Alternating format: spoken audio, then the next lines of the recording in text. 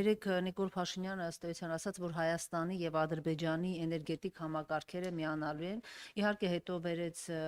այսպես բենզինի, գազի, չգիտեմ, ցորենի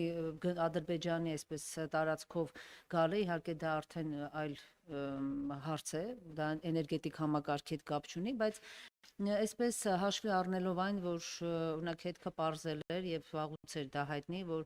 այսպես ասած Արևմտյան Ադրբեջանի 300,000 ադրբեջանցիների վերադարձը այսպես Ալիևի կողմից ֆինանսավորվող, այսինքն պետական ապարատից ֆինանսավորվող գործընթաց է եւ արտաքին հետախուզության ծառայության զեկույցն էլ ըստ էության այդտեղ վտանգներ տեսել էր, այս համատեքստում որքանով է այսպես իրատեսական, որ եթե իսկապես կայանա այդ էներգետիկ համակարգի միացումը եւ մի օր օրինակ, չգիտեմ, Ադրբեջանը որոշեն, որ եթե չեք կատարում այս պահանջը, ցույց չեք տալիս մեր բնակչությանը գալ տեղավորվել Հայաստանում, մենք էներգետիկ կոլապսի մեջ ենք պահում Հայաստան։ Այսպիսի հեռանկար, որտեղ նայեք ուրիշ բան է, որ լրատվամիջոցներն են պարզում, բայց երբ Հայաստանի արտաքին հետախուզական ծառայության զեկույցն է դա ասում, նշանակում է, որ սրա վրա պետք է ուշադրություն դարձնել։ Շնորհակալություն, փորձեմ կարճ պատասխանել։ Ուրեմն առհասարակ այդ արտաքին հետախուզության զեկույցը ինքը շատ ծիծաղալու պատմություն է։ Երեք Փաշինյանն էլ ասաց, ասում է, այդ արտաքին հետախուզության ծառայությունը վարչապետին ենթարկվող կառույց է, ինչի համար մեկնաբան է։ Շատ խնդալու է, բան, այս ոնց որ ձախ ձեռքով աջ ձեռքը շոյես։ Այսինքն ձախ ձեռքով ինքը շոյում ասում է, ինչ փոփուշա կառավարություն է, ինչ փոփուշա կառավարությունը, տեսեք ինչ լավ է, տեսեք ինչ լավ է, խնդալու է, ես այդ զեկույցից մեկնաբանել չեմ ուզում։ Այդ մեկ։ Երկրորդ, այդ էներգետիկ համակարգերի միացնելու հետ կապված կարող է մի օր էլ բանակները միացնի։ Կարող է ասի օպտիմալ ծախսերը կազմակերպելու համար եկեք Հայաստանի եւ Ադրբեջանի զինված ուժերը միացնենք իրար։ Մոտ նույն տրամաբանությունն է, այսինքն ես հիմա պետք է բացատրեմ ինչ ստրատեգիական կարևորություն ունի էներգետիկ համակարգը, ինչքան վտանգավոր է դա։ Սիրելի քաղաքացիներ, օքեյ, մեր էներգետիկ համակարգի, այսինքն լույսի ռուբիլնիկը տալ ադրբեջանցիներին։ Ես օքեյ չեմ։ Ստեղ նստած էին մարդիկ, որոնք օքեյ էին։ Երեք էլ Աժամբյոնից խոսել է մի մարդ, որը օքեյ էր։ Իմ համար դա անկալելի է։ Այս ամբողջ process-ները իմ գործընկերներից մեկը երեք դրա մասին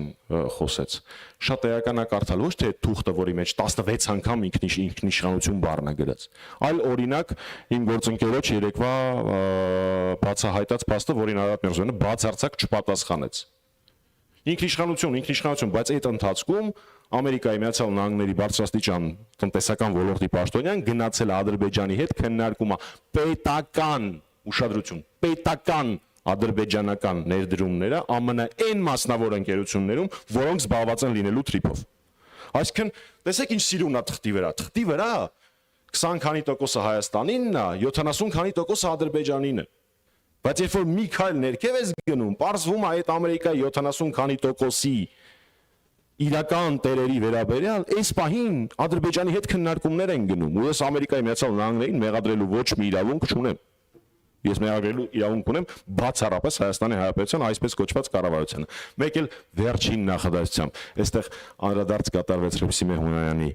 հայտարարության հետ կապված, ուզում եմ հիշեցնել, որ ակուրատ 3 չի առաջի օրը Տիկին Հռիփսիմե Հունանյանը հայտարարեց, որ եթե քաղբանտարկյալ հացադուլի մեջ գտնվող Նարեկ Սամսոնյանի առողջական վիճակը վատանա, ապա ինքը չի բացառում հավանականությունը գնալու իրեն այցելելու։ Հաջորդ օրը Հռիփսիմե Հունանյանը հրաժարվեց Առողջապահության հանձնաժողովի նախագահի պաշտոնից եւ հրաժարվեց հաջորդ ազգային ժողովի ընտրություններում ԿՊ ցուցակում ընդգրկվելուց։ Իհարկե գովելի որոշումը, բայց եկեք մի հատ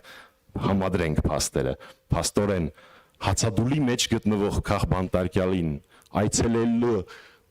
այցելելը չբացառելու համար ակնհայտ տրամաբանությամբ Տիկին Հունանյանը զրկվեց իր